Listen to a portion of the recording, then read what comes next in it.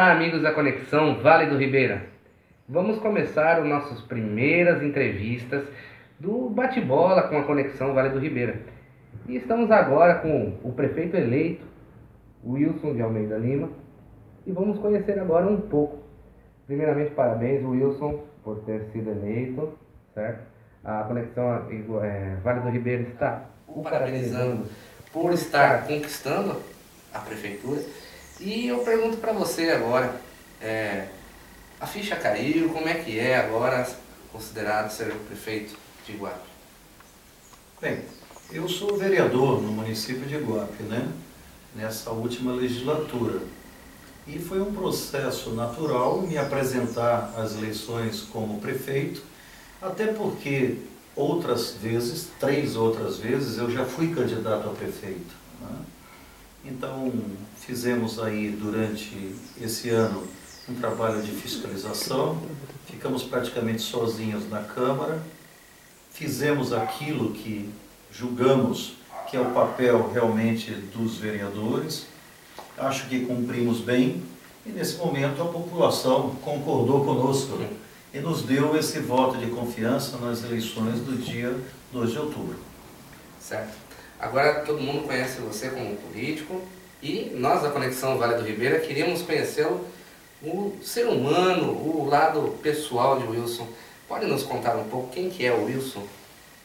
Bem, eu tenho 60 anos de idade, nasci em Manaus, no estado do Amazonas, sou formado em administração de empresas, sou também advogado, sou servidor público federal da área ambiental, sou conhecido em Iguape como Wilson do IBAMA, pelo fato de que estou aqui há 20 anos, fui superintendente do IBAMA no estado de São Paulo, fui coordenador regional do IBAMA, fui chefe da área de proteção ambiental Cananéia Iguape-Peruíbe, fui da comissão de integração da área de proteção ambiental da Ilha Comprida, participei do comitê gestor de inúmeras unidades de conservação pela região, como é o caso do Parque Estadual da Ilha do Cardoso, Estação Ecológica de Chauás, etc, etc.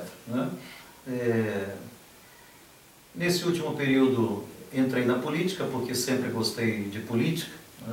Eu tenho pós-graduação em ciência política, sou aluno com o doutorado suspenso na USP em História Econômica e tenho toda uma carreira na administração pública.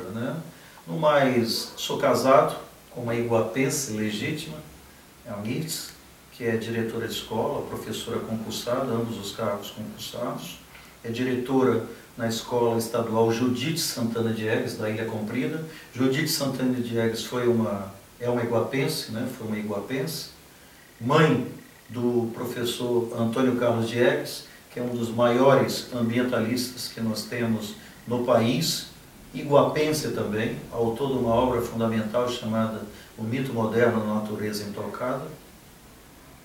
E tenho 3 filhos de 2 casamentos, uma menina Renata, que é advogada, um menino chamado Felipe, que é economista, os 2 formados pela USP, pela Universidade de São Paulo, e um terceiro filho que mora em Brasília, chamado Tiago, que está concluindo o curso de advocacia. Tá, ok. Então, como todos já sabem, acompanham a página do vereador e agora prefeito de Iguape, Wilson de Almeida Lima, no Facebook. Todo mundo já sabe, e pode estar acompanhando lá os planos de governo, os projetos de governo que ele tem. Mas vamos fazer um jogo rápido, um bate-bola. Wilson, o que você pretende fazer na saúde?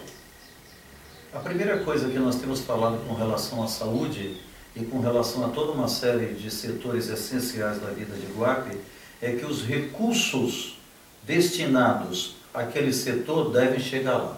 Os recursos da saúde devem chegar na saúde, os recursos da educação na educação, os recursos para assistência social devem chegar à assistência social. Há uma grande balbúrdia na aplicação dos recursos em Iguape e na peça orçamentária. Se tira daqui, se põe lá, abre-se buraco para fechar buraco e, na verdade, nós temos aí estradas todas esburacadas em Iguape, na verdade.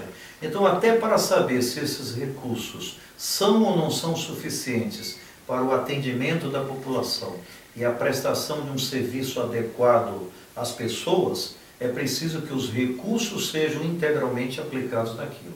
Então, me parece que no caso da saúde, nós temos, né, denúncias e temos ao mesmo tempo informações, como temos também algumas constatações de sucessivos desvios de recursos da saúde, né? E não sou só eu que digo isso, quem diz isso também é o Tribunal de Contas do Estado, à medida em que faz a auditoria das contas da Prefeitura, e invariavelmente se aplica a menos na saúde, né? Porque os recursos que se destinam à saúde não chegam efetivamente lá. No mais, nós temos o fato de que é uma reclamação generalizada com relação à saúde, né? É uma prestação de serviço que a população reclama bastante, porque nunca se vê satisfatoriamente, minimamente atendida, né, no que respeita à saúde. Então nós pensamos numa administração que seja de fato profissional, né, numa administração que use adequadamente esses recursos, que preste conta à população de tudo, para até a gente poder saber se de fato os recursos que existem para a saúde são ou não são necessários, né? Ou e atendem ou não atendem realmente às necessidades das pessoas. Nós temos aí uma empresa terceirizada prestando serviço ao município. Ora é 300 mil, ora 350, ora 400, 450 mil. E nada funciona. Qual é o preço real para que as coisas funcionem e para que tenha médico e para que as empresas, né, atendam corretamente os cidadãos? Nós precisamos saber desse valor. Então não adianta dizer, eu estou economizando com relação ao prefeito anterior, porque era 450, agora eu estou pagando 350.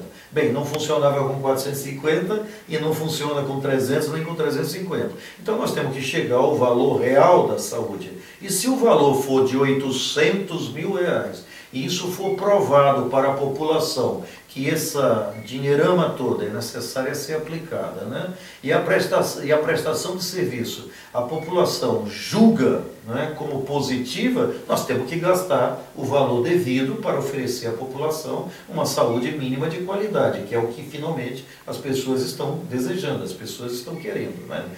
Houvesse a possibilidade, eu penso que o ideal seria que a saúde voltasse a ser totalmente remunicipalizada, né?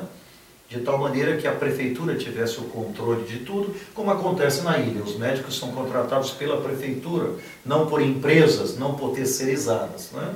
Mas, nesse momento é muito difícil, ninguém pode ganhar mais do que o prefeito, você tem que elevar sobremaneira o salário do prefeito, né, para poder remunerar adequadamente os médicos, e não há condições mínimas para isso. Então a gente pensa num plano de carreira para os servidores, né, para dar uma perspectiva aos servidores municipais, e quem sabe se nesse processo a gente faz algum ajuste. De repente, ao invés de contratar médicos por tempo integral, contrata, né, em separado pelo município, né, em caráter temporário que seja, né, alguns médicos para algumas especialidades que nos faltam e casar um contrato que seja adequado eventualmente para uma empresa terceirizada com aquilo que o município pode fazer. Tudo com vistas a oferecer melhores condições na saúde do município. E, por fim, a questão da gestão, que é fundamental, né? Nós precisamos ter, à frente da saúde de Iguape, alguém que realmente possa responder pela administração do setor, né? Não dá mais para improvisar, não dá mais para colocar qualquer pessoa, por isso é preciso colocar a casa em ordem, a casa em dia, pagar os salários, né, no momento devido, remunerar devidamente os profissionais, né, requalificá-los, de tal forma que as coisas comecem a funcionar adequadamente. Tá bem, entendo. Agora, sobre o esporte, o que você pretende realizar? Na área de esporte, eu acho que nós temos que montar um calendário esportivo, né? É essencial isso. E inscrever as necessidades do esporte no orçamento. A peça orçamentária de Iguape é uma ficção. o que está no orçamento não se cumpre e o que se coloca no orçamento não é para ser cumprido. Então, o que a gente precisa é definir o calendário e as necessidades para atender adequadamente o esporte municipal, inscrever isso no orçamento de tal maneira que os recursos estejam assegurados para realizar todos os eventos, né, que estejam previstos. O que não dá é para ficar improvisando o tempo inteiro. O que não é possível é se trabalhar sem esse calendário, né? Trabalhar sem uma perspectiva, ou viver à base de improvisos. Aí não tem condições. Se o esporte é essencial, se o esporte é necessário, se o esporte, a prestação do serviço do esporte deve ser feita pelo município, o município tem que se programar, como de resto em relação a todas as outras atividades. Agora, e na parte de habitação? Bem, Iguape tem um problema grande, né? Um déficit habitacional muito grande. O município não tem crescido tanto do ponto de vista do número de habitantes, né? Mas esse déficit habitacional vem de longa data e alguma coisa nós temos crescido, né? Nós tivemos aí o Minha Casa Minha Vida, que ofereceu 49 residências para a população de baixa renda, né? E o município não foi capaz aí em 4 anos de providenciar a rede de água, a rede de luz, esgoto e arruamento, né? Então, nós precisamos ver, no que diz respeito à habitação, quais são as atribuições de fato do município e buscar realizá-las à medida que temos condições de fazer. Por exemplo, o próprio programa Minha Casa Minha Vida, com essas habitações no bairro do Rocio, o município não sabia nem das suas atribuições. Fomos nós que tivemos que provar que realmente ao município competia toda uma série de atribuições, né? Porque se dizia que bastava doar o terreno e o governo federal fazia tudo. Quando no contrato que foi assinado na administração anterior e reassinado por essa, estava bem claro que caberia ao município todas essas atribuições, né? E, no entanto, se gastaria cerca de 500 e poucos mil reais nisso, se gasta dinheiro para toda uma série de coisas e não se resolve o problema da população. Então, quando for firmar convênios, é preciso que a gente saiba exatamente aquilo que estamos assinando, quais são os nossos deveres diante daquele convênio e reservar os recursos para realizar isso. A previsão, segundo se anunciou tanto, de uma nova fornada de residências, né, que viriam via até uma associação, que seria a Sabro, né, do bairro do Rocio, para o município de Novas Casas, né? Como também o CDHU está falando em termos, né, de construção de habitações populares. Nós vamos ver todas essas possibilidades, ver aquilo que é possível fazer da parte do município para inscrever devidamente no orçamento os recursos. E o que for possível, nós obviamente traremos para o nosso município, aproveitaremos e resolveremos parte desse déficit habitacional existente. Cultura. Cultura, no caso de Iguape, nós somos até privilegiados, né? Porque nós já temos aí um calendário ano montado praticamente, né? O que se trata é de trabalhar bem isso, né?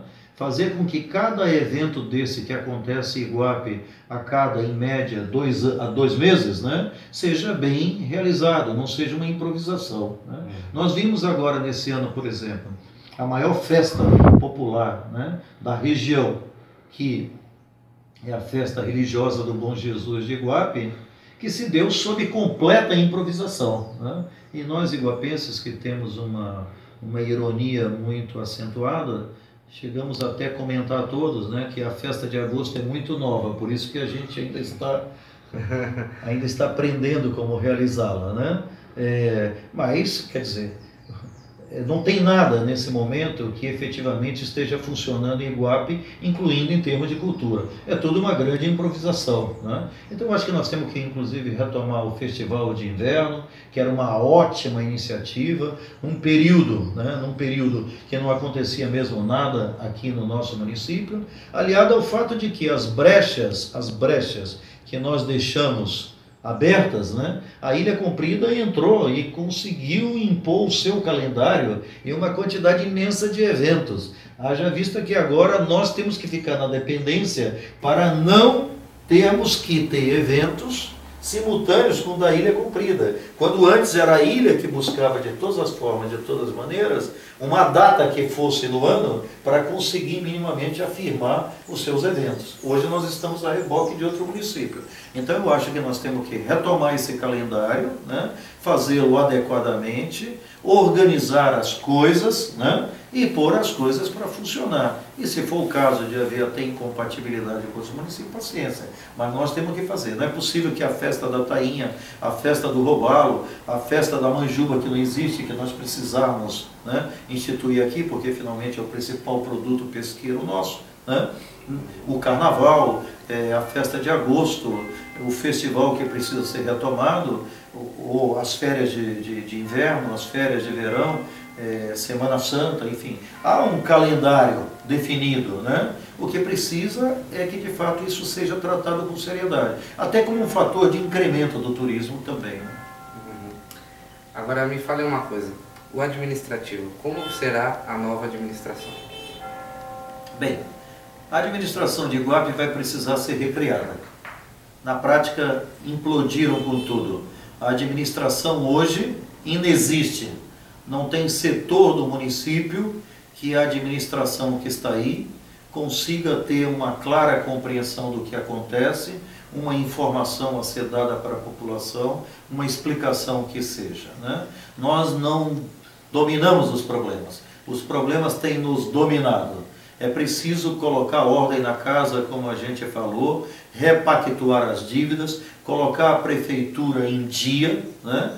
Conseguirmos montar uma equipe técnica multidisciplinar que nos permita, numa série de aspectos, desenvolver projetos, nos ajudar a captar recursos fora, seja no governo do estado, seja no governo federal, e colocando a casa em ordem em dia, né?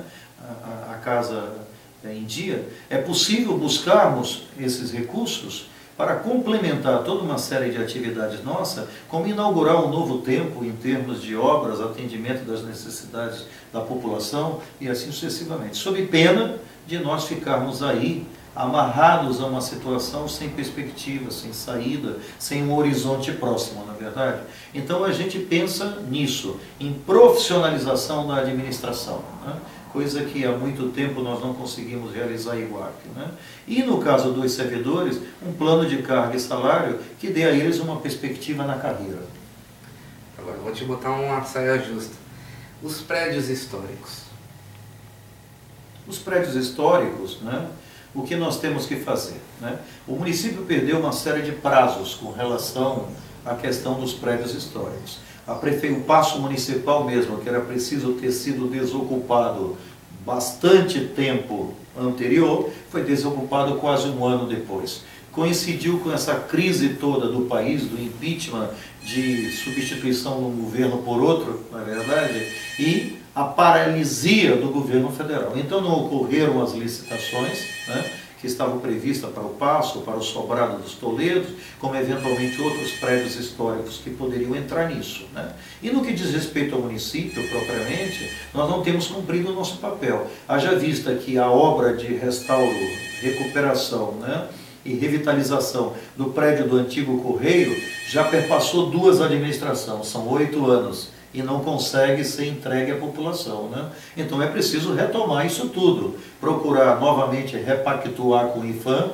com o governo federal, ver as possibilidades disso, da realização dessas licitações, até porque agora, diante das dificuldades dos municípios em fazerem essas licitações que exigem um pouco mais de especialização, né? Porque envolve recuperação do patrimônio histórico, recuperação do patrimônio nacional, as licitações estão sendo feitas pelo próprio órgão federal, né? Então, todo o trabalho de restauro, de recuperação, de revitalização será feito pelo governo federal. O município apenas entrega o bem, né, para o governo federal ele faz o que precisa ser feito e devolve ao município. Como está sendo feito no prédio da antiga cadeia municipal, que é a oficina Gesto de Abreu também, né? Que também parou por toda uma série de dificuldades orçamentárias.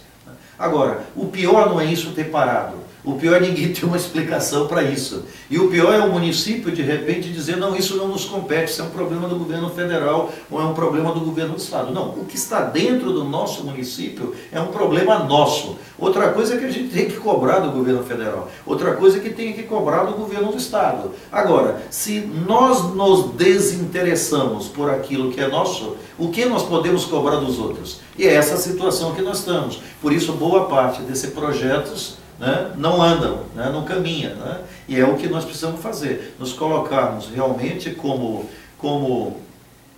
protagonistas das coisas, né, em algumas circunstâncias até como antagonistas, né, se as coisas não estão acontecendo. Agora, a educação, você já enfrentou vários problemas com a educação diante dos professores. O que você vai fazer em relação a isso?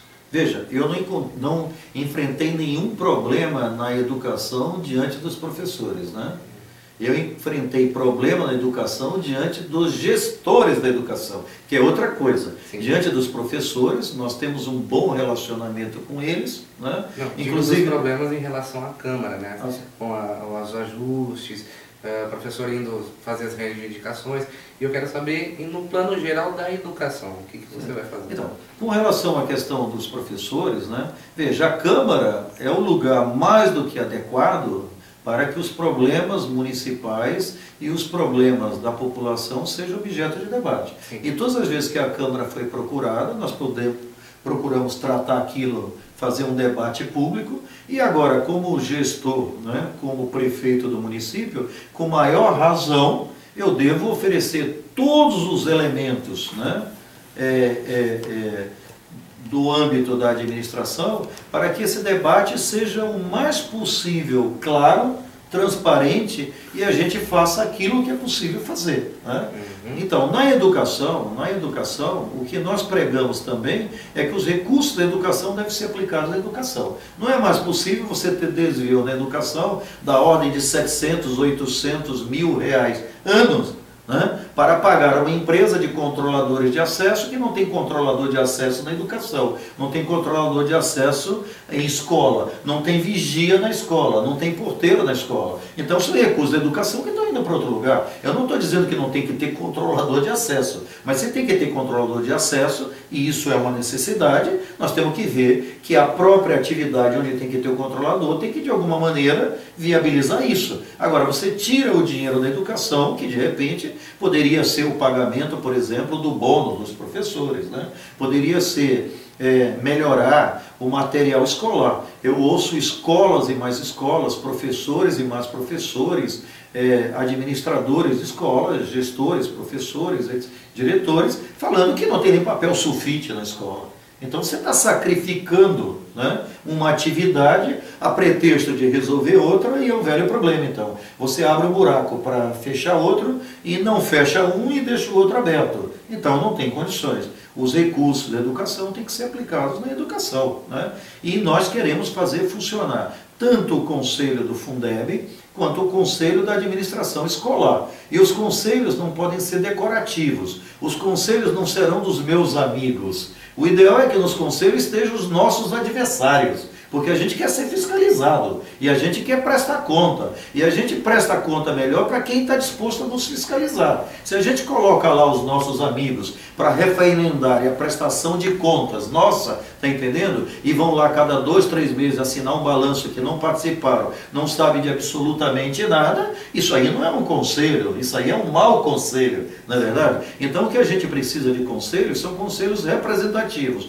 Prestação de contas de tudo a todos é um dos lemas da nossa campanha, algo que nós defendemos e que nós realizaremos. O que é público é do interesse geral, não pode haver segredo. A prefeitura não é uma caixa preta, né? que lá só interessa a quem está à frente daquilo. Interessa ao público, interessa à população. Isso é dinheiro de todo mundo, não é dinheiro do gestor, não é dinheiro do administrador, não é o dinheiro do vereador, não é o dinheiro do prefeito, é dinheiro da população. Então a população tem que saber quanto chega, a que se destina, como está sendo aplicado, como foi gasto, por que tem ou não tem lá o que está sendo procurado, e assim sucessivamente. E isso tem que funcionar para todas as áreas. E obviamente que a educação, né, até por ter esse caráter de construção da cidadania, não pode ser absolutamente diferente de todo o resto, não é verdade? Então, dinheiro da educação para a educação.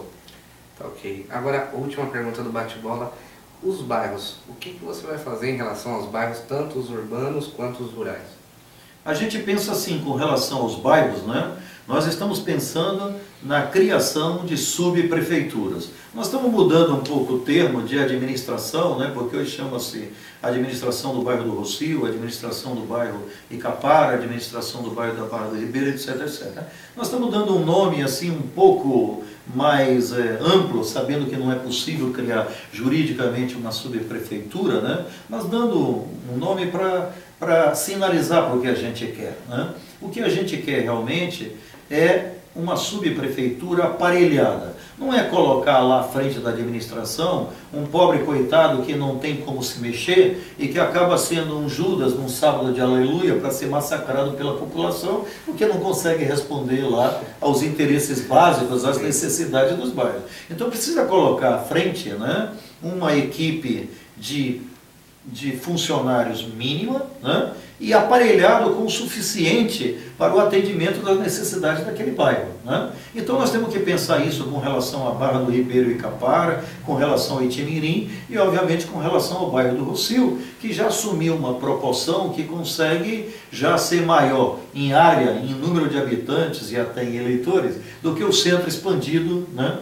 Aqui entendido o centro histórico e os bairros aqui, Guaricana, Vila H6, Orla, Senhor Rolo, Porto, etc, etc, né? Quer dizer, o bairro uma administração, uma subprefeitura no bairro do Rocio, né? Uma outra que aí é o próprio Paço Municipal, que cuide desse centro expandido, outra para o Itimirim, outra para Barro, outra para o Icapara, de tal maneira que resolva as especificidades de lá. Se lá precisam de máquinas, tem que ter máquinas exclusivas para lá. Então a gente não pode tirar uma máquina do Mumuna para ir resolver um problema na Barra do Ribeiro, até porque o custo disso consegue ser extraordinário e o tempo que se perde é muito grande, na verdade. Então nós temos que ir aparelhando essas subprefeituras, né, com pessoal e com instrumentos adequados para responder às necessidades locais. Então a gente pensa isso como uma primeira medida, né? Como uma medida para aproximar o poder executivo da população e a população poder vistoriar isso, acompanhar isso e, sobretudo, avaliar os serviços prestados, né? Então, num primeiro momento, com relação aos bairros, é criar essas estruturas para o atendimento no local das necessidades das pessoas. Tá certo. Agora, Wilson, eu queria que você fizesse suas considerações finais para mandar uma mensagem para o povo que está assistindo do Vale do Ribeira inteiro, conhecendo o senhor não só pela primeira vez, mas também os que já conhecem. Tá bom. Senhor é o bom Jesus, né? Eu sou o Wilson. Agora veja, a minha mensagem para Iguape, para o povo iguapense, é que a despeito das dificuldades, nós temos condições de superá-las, né? Não existem problemas sem solução, e não tem solução que não gere novo problema. Mas por hora nós estamos atrás da solução para os nossos problemas, né? E eu costumo dizer assim, nós tivemos no último período na nossa região, né, administrações, e dicas de passagem, todas do nosso partido, todas do PSDB, que conseguiram alavancar municípios, tirar municípios de situações bastante complicadas, bastante difíceis, no mais das vezes sem horizonte, sem perspectiva, e apontar para a população, né, um rumo e fazer com que as coisas fossem para frente. Começou com o registro, com a administração do deputado Samuel Moreira, né, hoje deputado federal, depois de ter sido deputado estadual, presidente da Assembleia, hoje chefe da Casa Civil do governo Geraldo Alckmin, um grande parceiro, um grande amigo nosso, e que fez duas administrações que mudaram a face de registro, né. Tivemos agora com o Koga em Cajati a mesma coisa, que em 8 anos conseguiu fazer com que o município fosse para a vitrine do Vale do Ribeira, porque são elogios generalizados com relação a isso, né? Temos a Ilha Comprida, que todos os iguapenses admiram, né? E no mais das vezes invejam, né? No bom sentido da inveja, né? Porque gostariam que essas coisas todas chegassem aqui no nosso município, podem testemunhar isso, né? E se conseguiu superar as dificuldades. Nós vamos trabalhar para superar as dificuldades. Nós vamos trabalhar para recolocar Iguape no caminho certo. Nós pegamos por diversas administrações alguns atalhos, esquecemos a estrada principal e enveredamos por um mangue que parece sem saída. O que agora aqui a gente quer é voltar à estrada principal, né? Colocar o município em ordem, fazer o que existe funcionar, fazer com que os recursos públicos sejam bem aplicados, maximizar o uso dos recursos públicos, prestar conta de tudo a todos, fazer uma administração pública transparente, democrática, no sentido de debater com a população, e nós falamos em termos de orçamento participativo, inscrever no orçamento as necessidades das pessoas. Se não dá para atender tudo, dá para atender muita coisa, e nós vamos conseguir realizar aquelas obras que forem prioritárias, que a população indicar, colocá-las no orçamento e obrigar, porque o orçamento vai ser impositivo para que a administração cumpra aquilo, né? Quer dizer, finalmente o que a gente está querendo fazer em Iguape nada mais é do que o dever de casa. Por ordem nas coisas, por ordem na casa, e à medida que a gente faça isso, nós teremos condições de sonhar, porque os recursos existem, é possível alavancar. No governo federal, é possível alavancar no governo do estado, a economia do país começa a querer respirar, a perspectiva de retomada de toda uma série, né, de investimentos, de chegada de alguns recursos a mais para o nosso município, depois de um tempo aí de carestia, né, de tal maneira que, assim fazendo, a gente vai aos poucos, né, construindo um município que seja mais harmônico, uma sociedade mais integrada, menos conflituosa, e a gente consiga gerar no nosso município uma perspectiva melhor de vida para todos. Porque se não é para fazer isso, para que disputar eleições? Para que querer administrar o município se não é para produzir o bem, se não é para melhorar as coisas e para oferecer à população uma perspectiva de que as coisas têm solução? Do contrário, é melhor ficar em casa, não é verdade? E se era para ficar em casa, a gente não teria disputado as eleições. Então eu agradeço muito à população de Iguape, esse voto de confiança que nos deu, os votos que nos concedeu no dia 2 de outubro, né? E nós vamos procurar de todas as maneiras honrá-los. Honrá-los da forma do que pregamos nas eleições, do que é a nossa trajetória, do que é o nosso currículo, o que é a continuidade desses 4 anos como vereador e de tudo aquilo que temos procurado fazer na vida pública. Tá ok. Essa foi a primeira entrevista do Bate-Bola da Conexão Vale do Ribeira.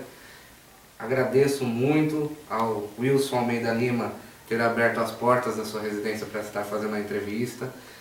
Parabenizo a Conexão, parabenizo ao senhor novamente pela eleição. Parabéns, que esses 4 anos sejam de muito boas notícias, que seja muito bem para a cidade, né? E já quero adiantar que teremos mais 3 entrevistas. Uma com o Benilton, que foi o candidato a vereador em Iguape mais votado. Uma com o Geraldino Júnior, candidato de Ilha Comprida. E outra com o candidato vereador, né, mais votado de Ilha Comprida, o Daniel. Muito obrigado. Conexão Vale do Ribeira, você conectado com o Vale do Ribeira.